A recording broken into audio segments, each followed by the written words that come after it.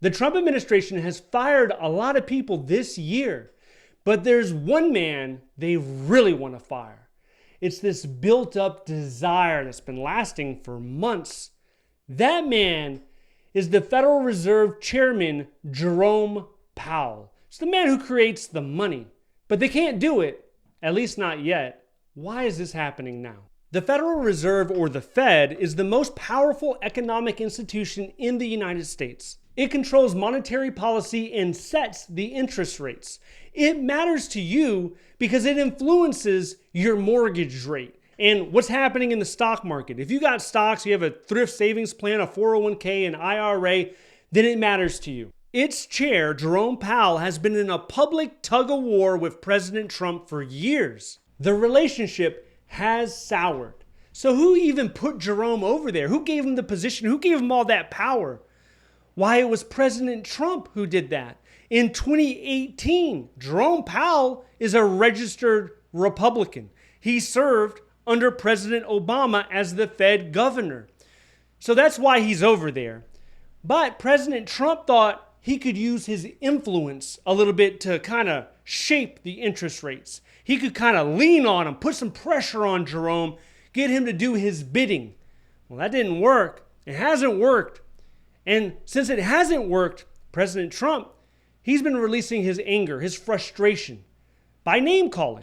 Just call him some names. These names include bonehead, knucklehead, stupid person, a real dummy, and terrible communicator. That's wild that you are expected to do your responsibilities, fulfill your obligations, stay professional, testify to Congress, all the while, each and every week, it seems like the president is coming up with a new name so he can further disrespect you, right? Like, can you imagine what's going through Jerome's head?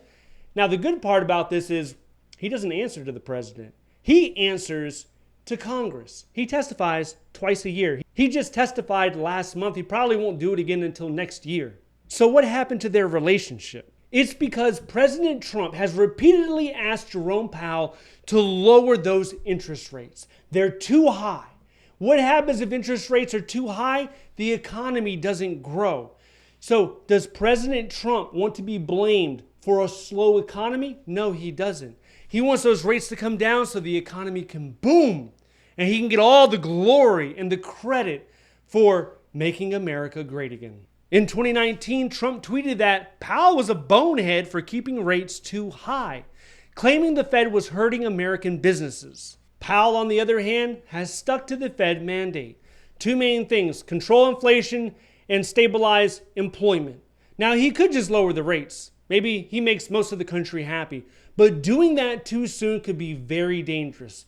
For one, it could create higher inflation, weaken the dollar, have less options during a real downturn, and a loss of Fed credibility. All of that would lead to a more aggressive and painful correction in the near future. Nobody wants that. The data from the Bureau of Labor Statistics show inflation peaked at 9.1% in June 2022, the highest in 4 decades. That was part of the reason the Fed increased the interest rates from, very close to zero all the way up to 5% to fight that inflation.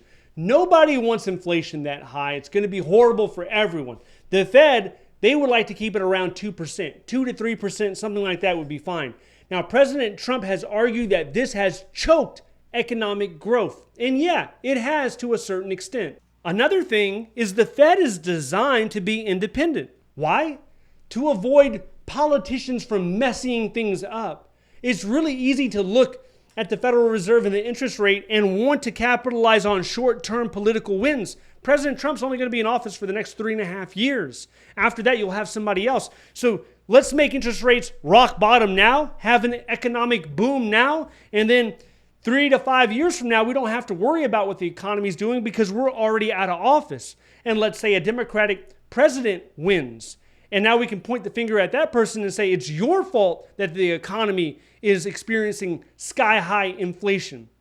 But President Trump, he's not a guy to stay quiet, right? So Jerome Powell recently gave him some ammunition, whether he realizes it or not. He gave him ammunition by asking for a headquarters renovation that's over $2 billion. Keep in mind that the Federal Reserve's headquarters, it's almost 100 years old. It was built in 1937. So with all old buildings, you got electrical problems. You probably got some plumbing problems. If you go to DC, you'll notice there's probably 100 or more old buildings that need to be renovated, that have not been renovated. So this is one of them. But the problem with this one is the estimates for the cost, they have exploded. Now the Fed is saying this is because of inflation. But the Trump administration is looking at this as unreasonable. This project includes modernizing the building, improving security, and adding new office spaces. But you probably already see where this is headed, because now we have Russ Vought, the OMB director, entering the scene, and he's accusing Powell of grossly mismanaging the Fed and misleading Congress about the renovation costs. So Vought is calling for a full investigation, and we could see President Trump potentially use this as some form of leverage or weapon against Jerome Powell.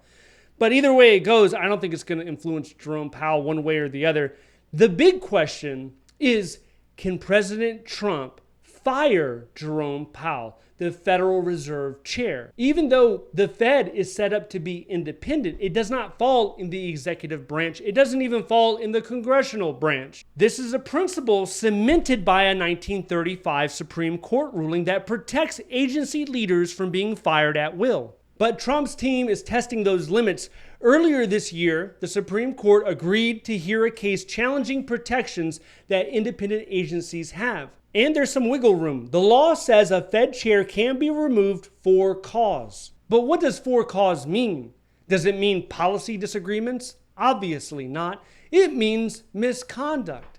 So how can President Trump come up with a playbook or a plan to make it seem that Jerome Powell is misusing funds?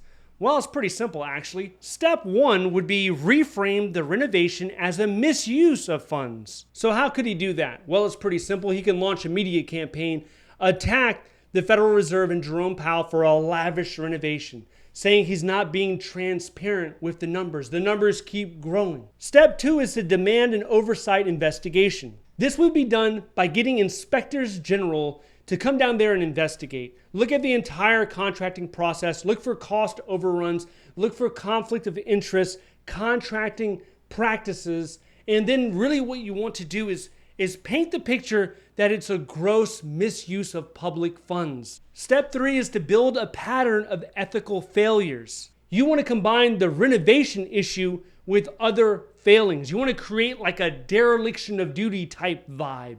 And step four is to use legal counsel to interpret for cause broadly. You really want to make the case that gross mismanagement or abuse of resources is for cause.